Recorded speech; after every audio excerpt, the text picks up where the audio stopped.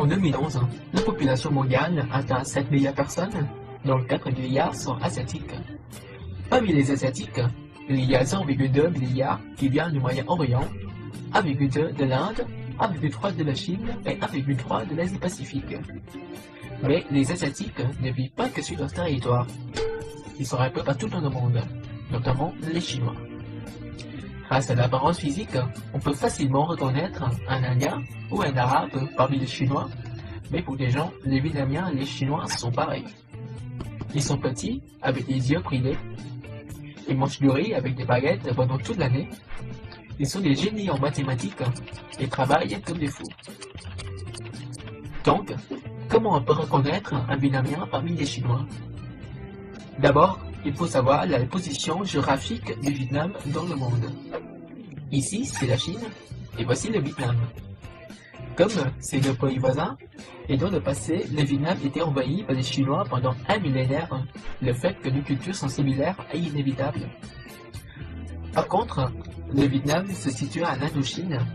Il est devenu le centre culturel de l'Asie dans le passé, et notre culture était le mixte entre la culture indienne et celle de la Chine.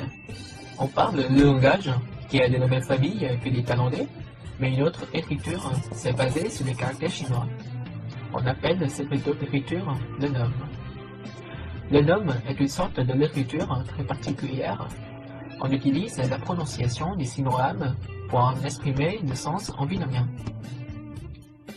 Voici le mot que l'on écrit en chinois, ça se prononce mot. En cantonais, ça veut dire un ne pas, mais en vietnamien, cette prononciation signifie le chiffre 1. Cette méthode d'écriture existe aussi dans les autres pays voisins de la Chine, par exemple la Corée et le Japon. Comme vous le savez, actuellement les Coréens et les Japonais écrivent encore en sinorames, mais nous, les Vietnamiens, on ne l'utilise plus. Pourquoi? Après une période de 900 ans d'indépendance vis-à-vis de la Chine, notre culture a été influencée ensuite par celle de l'Occident, à cause de la colonisation française.